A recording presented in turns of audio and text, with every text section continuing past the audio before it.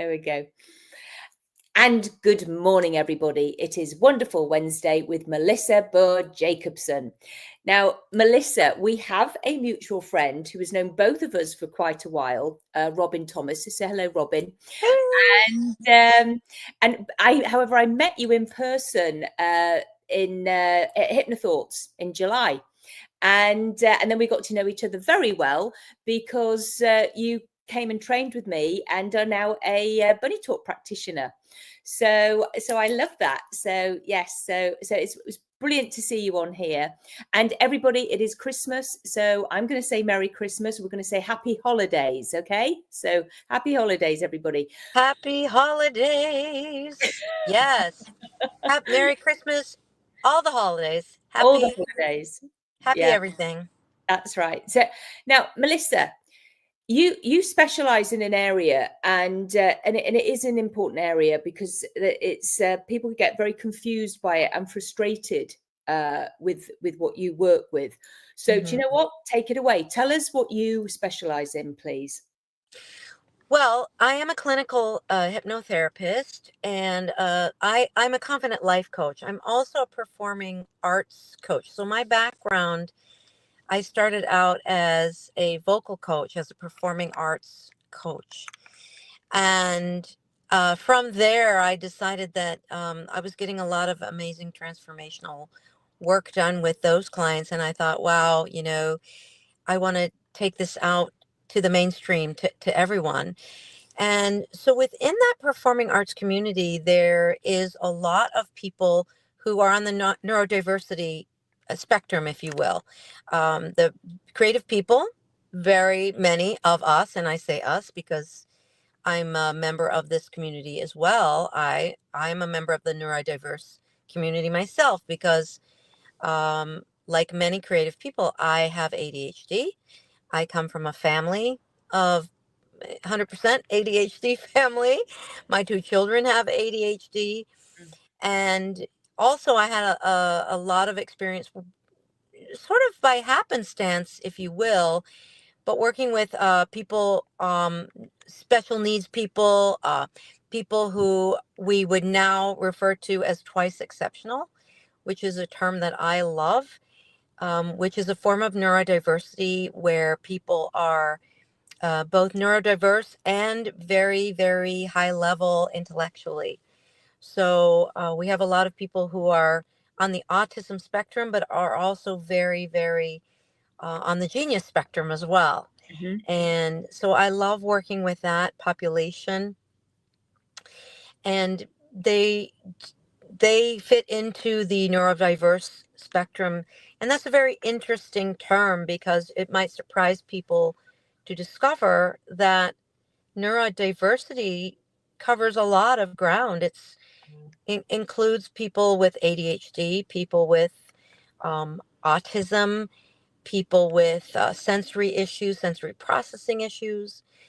It even includes people with what we call learning disabilities, like dyslexia or oral processing issues that are challenging to us when we're learning. But it also includes people, creative people. Entrepreneurs are part of the neurodiverse community as well. So it's a very broad spectrum of people, and it does come with some interesting challenges around self-esteem and confidence and anxiety as well. It's a very unique, especially for people who are on the autism spectrum. Their nervous systems are very, I like to say that they're superhumans because their nervous systems are so sensitive. They're very highly tuned, and that's it's a blessing. And I like to say that I call my people on the spectrum, I call them neuro awesome, because they really are superior in their systems are kind of a superior system. But that comes with a lot of challenges because that means that you're different. That means that things bother you maybe in a different way. And there's a lot of things that come along with being different that people might need to contend with. Yeah. And do you find that the senses can be like taste buds and Yes. like noises and things can irritate people Right. more? And we want to give people coping strategies along with really bolstering and supporting their self-esteem and their confidence and their significance in the Mm, world. And yeah, give them ways to cope with those things. I have lots of neurodiverse clients. For example, I have a young lady that I work with weekly.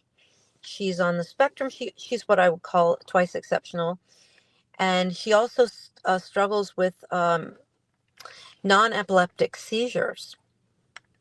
And so, working with her on coping strategies to manage anxiety around that, hmm um, working with her on changing her mindset and her what I call thought health, teaching her how to think a little bit differently so that she can focus her attention on living her life to the max Yeah. instead of focusing her attention on her fears about maybe having a seizure, because that was limiting her life in so many ways.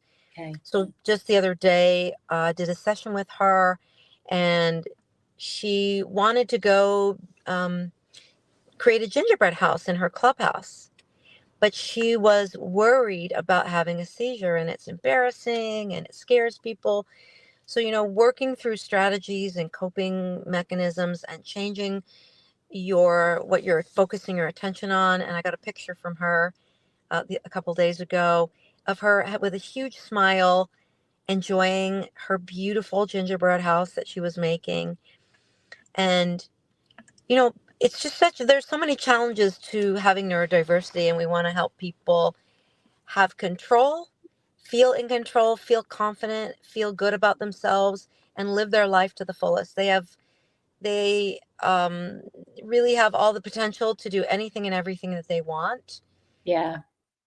And we want to make sure that we support them in Absolutely. in that. Absolutely. I can only imagine hand in hand with what you're doing is the word acceptance goes with it. It's about accepting themselves, and that's who they are. Their wonderful self, and learning to love themselves, warts and all. And with neurodiversity, the messaging that they get, it's changing now. It's Mm-hmm. becoming a lot more positive. But for many years, it was called, you know, instead of different terms, differently abled. Um, for a long time, it was called a disability. And for kids in particular, I work with a lot of teens, and they struggle with how other people perceive them. And they get bullied a lot. So we give them coping strategies to deal with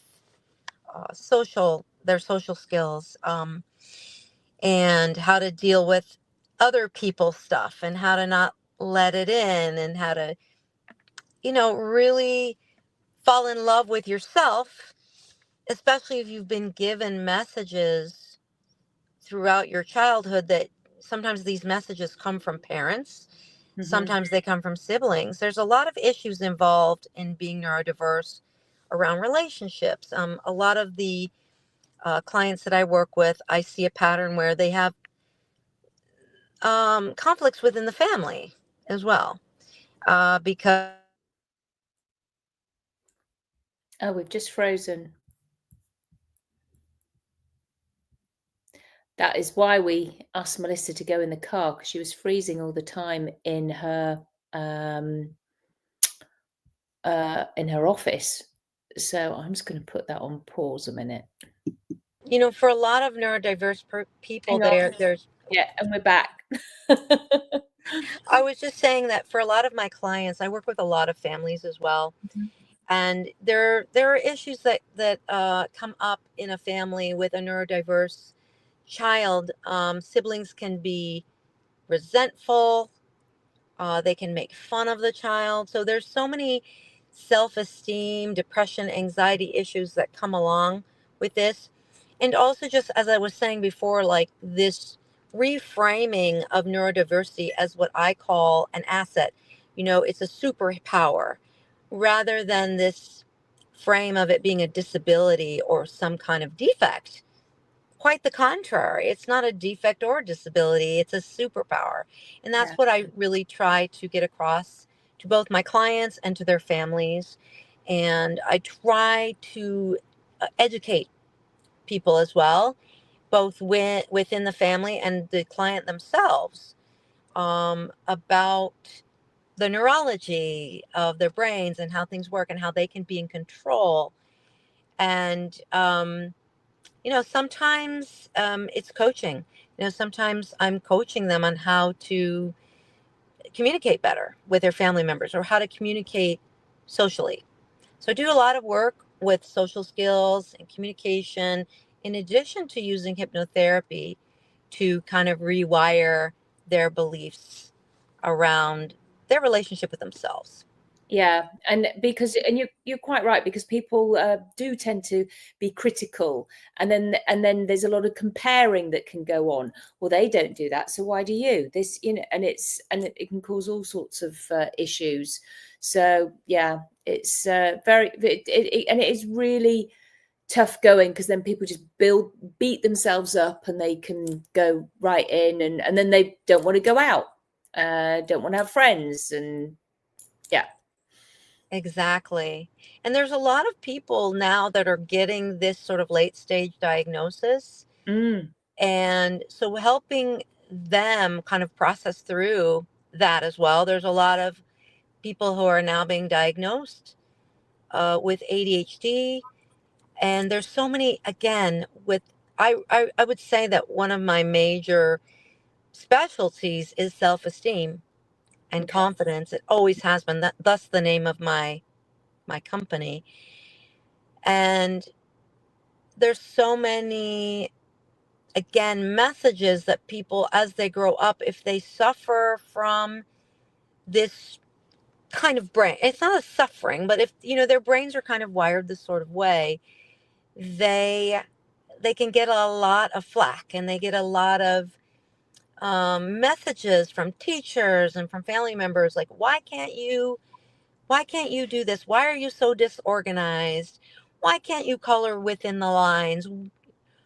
What's wrong with you? That's a message that people get, and that becomes part of their belief system. So, Mhm. it's really a joy for me to work with somebody that has sort of had this belief that's gotten embedded, and to undo that and to free them. Because the truth is, some of the most successful innovators of our time and for many generations have been people who are a member of the neurodiverse community. Some of our greatest minds Yeah. are neurodiverse minds and always have been. It is, and the most creative people are often neurodiverse. So, Melissa, you've disappeared again.